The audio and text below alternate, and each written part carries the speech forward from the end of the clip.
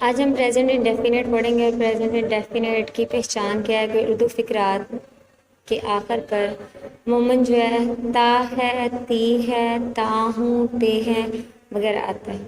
اب ہم اس کے فارمولا کی بات کرتے ہیں تو سب سے پہلے سبجیکٹ آئے گا اور پلس ورب کی پہلی فارم آئے گی، پلس جو ہے ہم اس کے ساتھ ایس یا ای ایس کا اضافہ لگائیں گے، کس کے ساتھ؟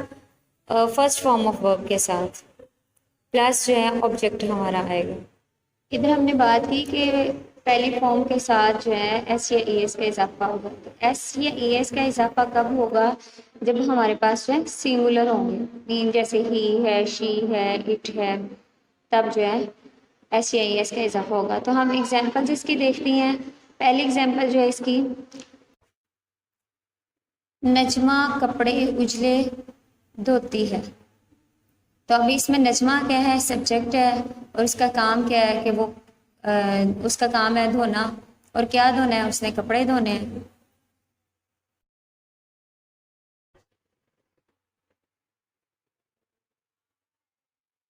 Najma washes clean clothes. ہاں جی، واش جو ہے وہ فرسٹ فارم ہوتی ہے، تو اس کے ساتھ ہم نے ای ایس کا ای ایس لگا دیا۔ تو اس طرح یہ فقرہ بن گیا، نجمہ واشز کلاتھس کلین۔ اب ہم اس کی دوسری ایگزامپل دیکھتے ہیں، وہ اچھی کتابیں پڑھتا ہے۔ دوسری ایگزامپل ہے ہماری، وہ اچھی کتابیں پڑھتا ہے۔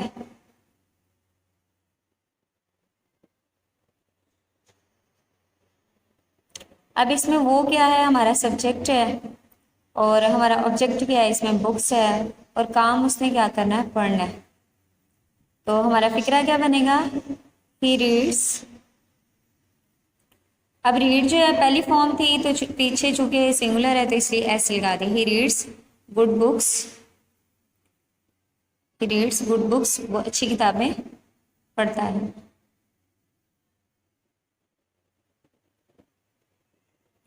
اب ہماری تھرڈ ایگزامپل جو ہے وہ ہمیشہ سچ بولتی ہے۔ تھرڈ ایگزامپل ہماری کیا ہے؟ وہ ہمیشہ سچ بولتی ہے۔ اب اس میں وہ کیا ہے؟ سبجیکٹ ہے ہمارا، سچ جو ہے ہمارا آبجیکٹ ہے، اور بولنا ورب ہے، مین کام ہے اس کا۔ تو فقرہ ہمارا کیا بنے گا؟ She always speaks the truth. اب دیکھیں، اسپیک جو ہے بولنا، یہ فرسٹ فارم ہے، تو اس کے ساتھ ہم نے ایس کیوں لگایا ہے؟ کیونکہ پیچھے ہمارے پاس سنگولر ہے، مطلب شی ہے، اکیلا ہے، اکیلی ہے، اس وجہ سے ایس ہم نے ساتھ لگا دیا۔ تو وہ کیا ہمیشہ بولتی ہے؟ سچ بولتی ہے۔ تو فقرہ کیا بن گیا؟ She always speaks the truth. اب تیسری ایگزامپل ہے ہمارے پاس، یہاں روزانہ بارش ہوتی ہے۔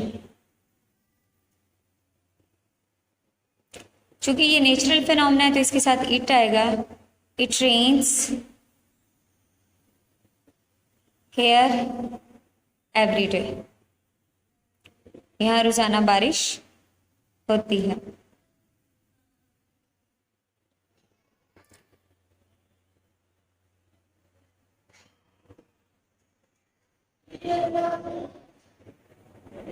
اب آگے ہماری چوتھی ایگزامپل ہے، جوتے ساز جوتے بناتے ہیں۔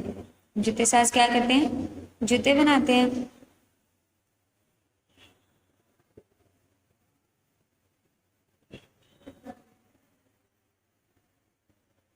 تو فقرہ ہمارا کیا ہوگا؟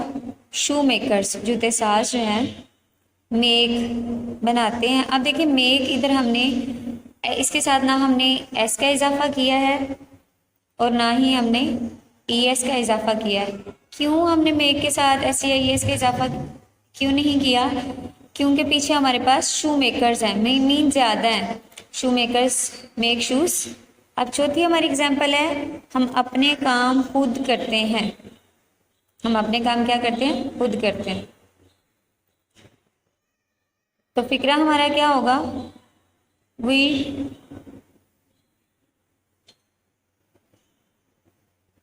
وی ڈو ہم ہے نا، وی ڈو، ڈو مطلب کرنا نا، we do our work our sales. اب دیکھیے ڈو کے ساتھ ہم نے نہ ایس لگایا نہ ای ایس، کیونکہ زیادہ ہیں، ہم ہے نا وی، مین زیادہ کی بات ہو رہی ہے، تو اس لیے ہم نے ڈو کے ساتھ نہ تو ایس کا اضافہ کیا نہ ہی ای ایس کا اضافہ کیا. آگے ہماری اگزامپل ہے، تم جھوٹے بہانے بناتے ہو. تم جھوٹے بہانے بناتے ہو، تو اس کا فکرہ کیا ہوگا؟ یو میک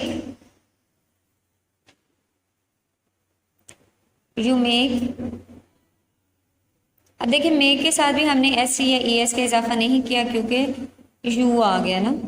لیم ایکسکیوزز، کیا تم جھوٹے بہانے بناتے ہو. تو یہ تھی ہمارے آج کے فقرات. تو دوبارہ سے میں آپ کو بتاتی چلوں کہ جب بھی ہی شی اٹ یا سنگولر نیم مطلب کہ کوئی ایک پرسن کی بات ہو رہی ہوگی تو تب آپ نے فرسٹ فارم کے ساتھ ایس یا ای ایس کا اضافہ کرنا ہے. اور جب وی یو دے یا کوئی پلورل نیم آ جائے تو تب آپ نے فرسٹ فارم کے ساتھ ایس یا ای ایس کا اضافہ نہیں کرنا، بلکہ ایز اٹ از جیسی ہے فرسٹ فارم اس کو ویسے کا ویسا لکھنا ہے. تو آپ کا فقرہ کریکٹ ہوگا، ورنہ آپ کا فقرہ کریکٹ نہیں ہوگا. اس کے ساتھ ہی آج کی ہماری ویڈیو ختم ہوئی. انشاءاللہ نیکسٹ ویڈیو میں ہم جو ہے اس کے نیگیٹو اور انٹیروگیٹو فقرات کریں گے. تو اس کے ساتھ ہی اجازت دیجیے. اللہ حافظ.